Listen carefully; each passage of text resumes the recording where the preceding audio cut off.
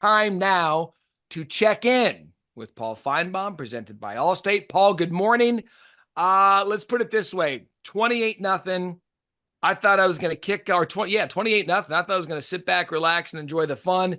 Dan Mullen looks at me. True story. He goes, Matt, there is way too much time on the clock for a team like Georgia. And looky there, we had an all-time classic from two teams that have given us all-time classics. Yeah, and Matt, I don't want to get caught up in the moment. I mean, there's still people at bars in Tuscaloosa right now. So, as we do this, but I think in my 4 decades of watching the SEC, it may have been the most dramatic game. I mean, it didn't have that walk off, but it came close to having a walk off. But it had everything else. Anytime you can see those type of swings. I mean, imagine if Alabama had lost that game. I tell you what it reminded me of a little bit, the 2008 Alabama Georgia, Yeah. when Georgia was number, I think, 1 or 2 in the country. Alabama went up almost by the same score. Georgia had a shot at the end to win.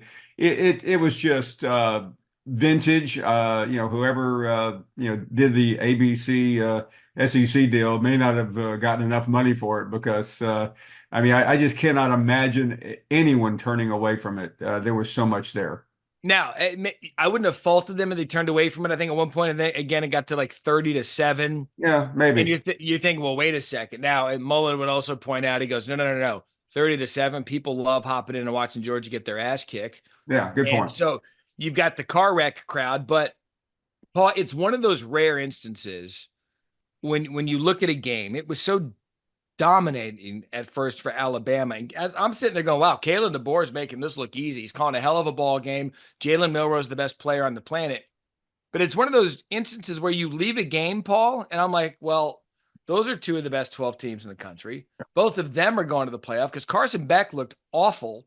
And credit to him and Kirby Smart for stabilizing enough to not only get back in the game, but take a 1 point Yeah. lead late. And that's the hardest thing in any sport, golf, tennis, whatever. When you come all the way back, you have to go ahead.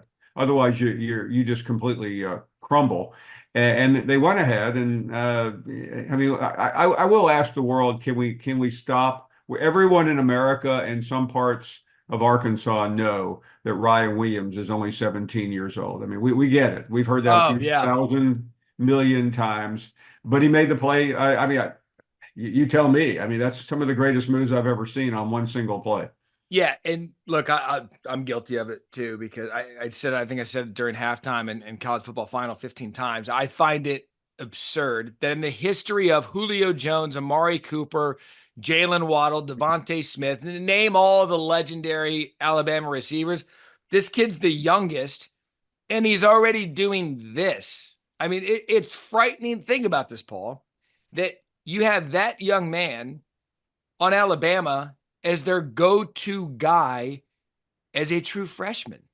And that was a concern. Not anymore. And the combination of the athleticism between passer and receiver there is really beyond. It's just still hard for me to believe a year ago. Tommy Reese, the offensive coordinator, pulled Jalen Milroe. I mean, it's just. I mean, yeah, I don't know. I don't know what. I think he's in Cleveland or someplace right now. The coach ought to walk down and say, "You're dismissed." I don't care what you've done here, but he probably should be dismissed for what he's done up there as well. You know what? Speaking of that, because you guys were doing SEC Nation yesterday, it's from Auburn, and then Auburn another Oh, steal victory from we the don't have jaws of time for defeat. that. But Nick Saban on College Game Day actually finally just came out and said it. He's like, I had to go to my offensive staff after it wasn't working with Milroe early and say, hey, here's who we have as a quarterback and an athlete.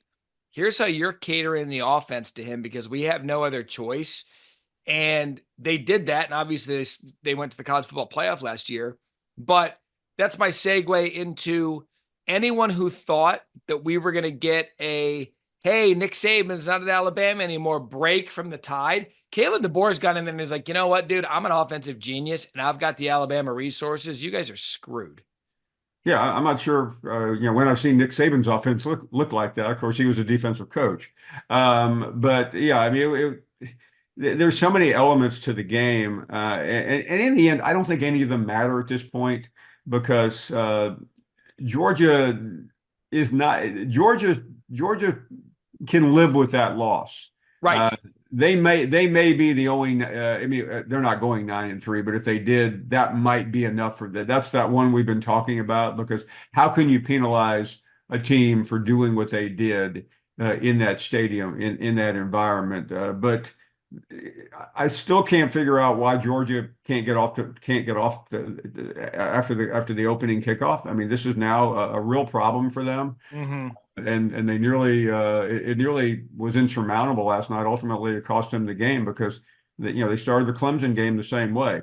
But Alabama just looks just beyond comprehension, and I think we've been hyping the wrong game on October 19th, Matt. As great as Georgia, Texas, what about Alabama at Tennessee? I mean, that might be the first 5.5 hour game in college football history. Yeah. Oh gosh. I mean, last night for a little behind the scenes on what we do there at ESPN in studio. So we had college football final live at midnight, but we also had to take care of the halftime of Utah, Arizona. Those clocks were colliding with each other because of how slow the Alabama Georgia game ended up being at the end. We're like, one of these things has to end because there's about to be two television shows that are on live that we're not going to be able to handle.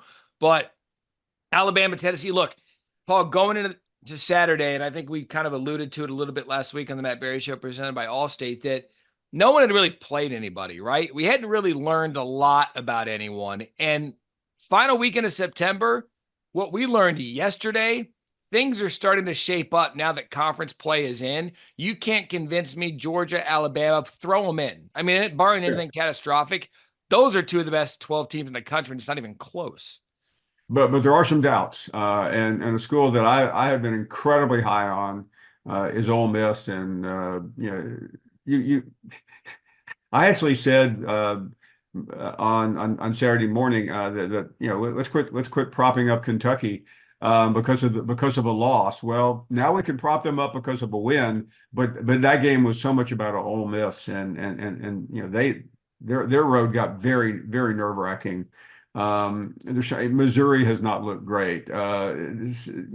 Oklahoma. I know I'm scatter shooting here, Matt, but that defense in the final few minutes against Auburn showed me that they can upset someone. I'm not saying it's Texas, but they're a dangerous team off defensively. And as far as and maybe it's because I spent 2 days in Auburn, but man, just take a look at the Auburn schedule and show me how Hugh Freeze is going to have a winning record. Okay. Yeah, I mean, look, like you just rattled off a bunch of SEC teams, and that yesterday, Oklahoma being one of them, coming back against Michael Hawkins, the young quarterback, the pick six really paced the way. But back to Lane Kiffin and Ole Miss for a second, because you ID a team every year, and we've found a few of them. It's like, all right, they have a lot of talent and they have a very favorable schedule. Losing to Kentucky at Yeah. home wasn't one of them. That was the highest ranked road win for Kentucky since the late 1970s.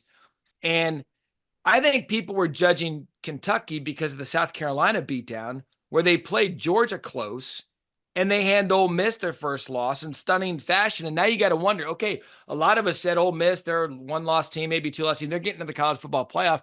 You look at that road now, they're at South Carolina, at LSU. Oklahoma looks favorable or like formidable. Arkansas, Georgia. Yeah. No, that's I told you a couple weeks ago when we were talking about Florida that probably the one thing that would keep Lane Kiffin away from Florida would be being in the CFP.